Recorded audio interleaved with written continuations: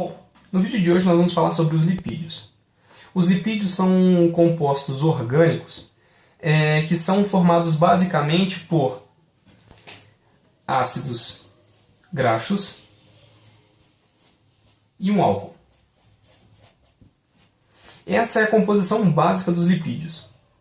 E para esse nosso estudo nós vamos separar os lipídios em três grupos principais: os lipídios simples, os lipídios compostos e os lipídios derivados.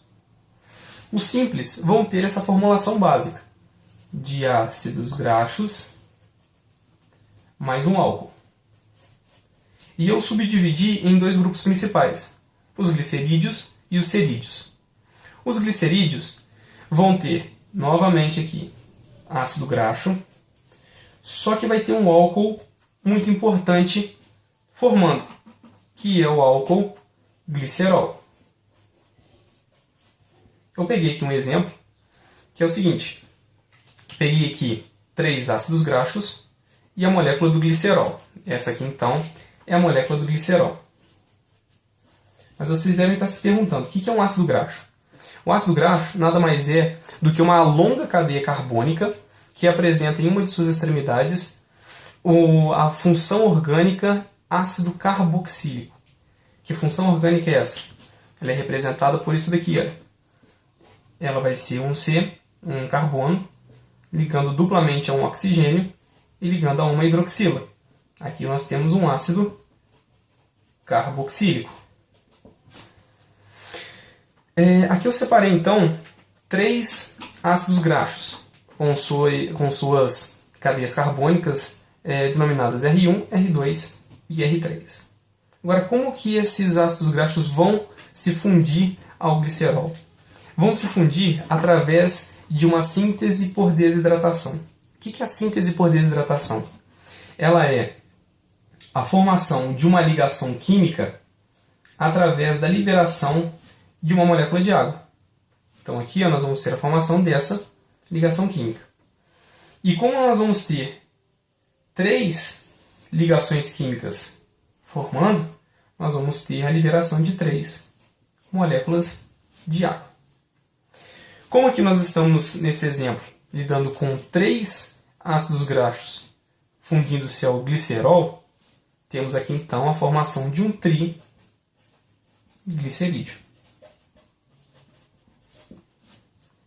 Já os cerídeos são as famosas ceras. E o principal exemplo que eu posso dar para vocês são as ceras de abelha. As ceras de abelha. Que são aquelas ceras que vão formar o favo do mel. O segundo grupo que nós vamos estudar aqui são os lipídios compostos. Os lipídios compostos vão ser formados a composição básica, ácido graxo e álcool, só que agora vão entrar outros compostos. Que outros compostos são esses? Aí varia. Podem ser grupamento fosfato, pode ser um carboidrato, uma proteína. E aí eu separei aqui 3 grupos principais dos lipídios compostos. O primeiro deles são os fosfolipídios. O grupo especial que nós temos aqui vai ser o grupamento fosfato. No fosfolipídio, o grupamento fosfato ele se liga a um grupo polar nessa extremidade. E na outra extremidade do glicerol, que está aqui, olha, esse aqui é o glicerol, nós vamos ter 2 ácidos graxos, 2 longas cadeias carbônicas. Essas 2 longas cadeias carbônicas criam nessa região uma região apolar. Enquanto que nessa região aqui, com o grupo polar e o grupamento fosfato, nós vamos ter uma região polar. Nós vamos ver em vídeos posteriores a importância dessa região apolar e dessa região polar para um fosfolipídio. Não se preocupe. Outro grupo de lipídios compostos são as lipoproteínas. As lipoproteínas vieram para resolver um grande problema, que é o seguinte: os lipídios são compostos como outros qualquer.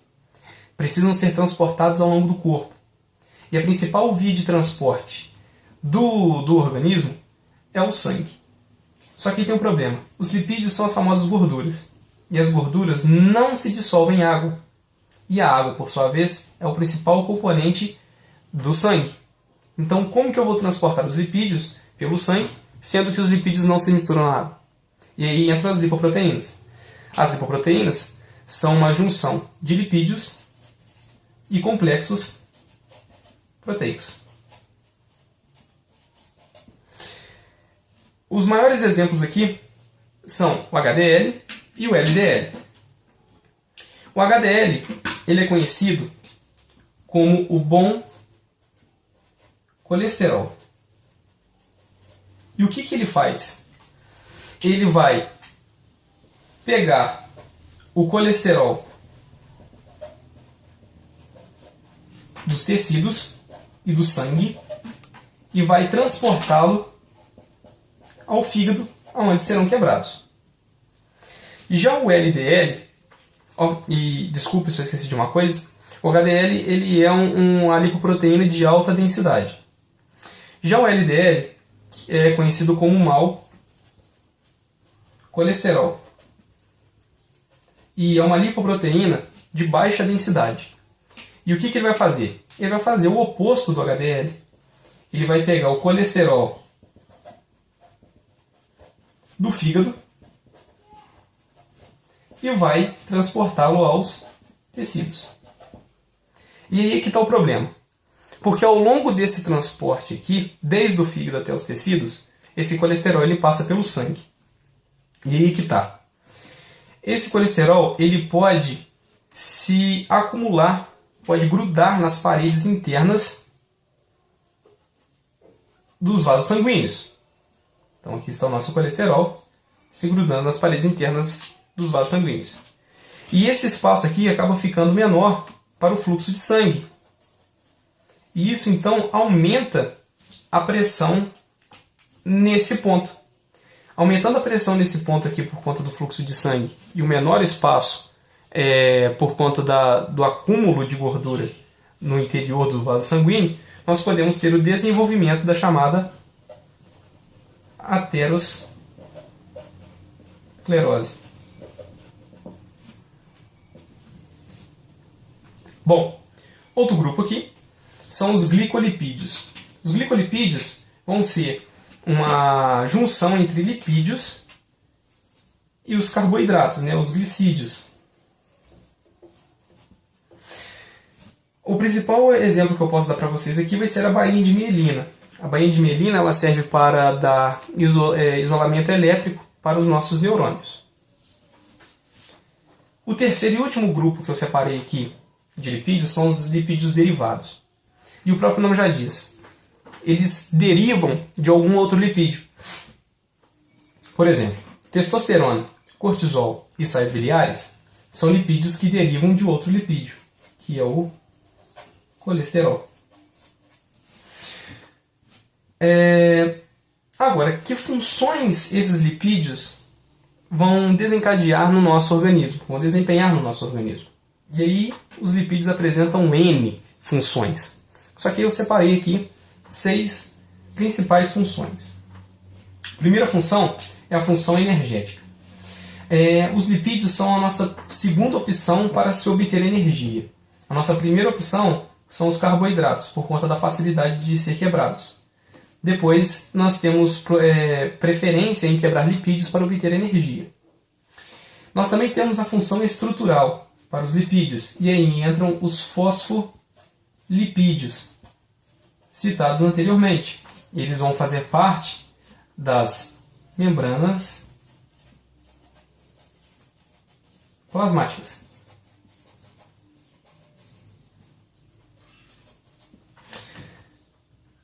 Proteção mecânica e isolante térmico. Nós temos, por exemplo, um exemplo aqui que é o tecido adiposo. O tecido adiposo ele confere para os mamíferos uma proteção para os órgãos internos contra choques mecânicos. E isolante térmico, ou seja, vai manter a temperatura do interior do corpo de forma razoável. Mantém a temperatura em uma temperatura bem aceitável. Os ursos polares, por exemplo, são muito famosos por terem uma espessa camada de gordura sob a sua pele, que o permite entrar em hibernação durante meses. Isolante elétrico. nós temos aqui, que já foi mencionado, a bainha de mielina. A bainha de mielina, ela vai isolar eletricamente os nossos neurônios. E para que isso serve? Isso serve para que nossos impulsos elétricos se propaguem de forma muito rápida ao longo dos nossos neurônios. Outra função que eu separei aqui é a função de impermeabilização. E essa função de impermeabilização, por exemplo, é feita pela cutina. A cutina vai ser uma fina camada de lipídio que vai se encontrar sobre as folhas dos vegetais.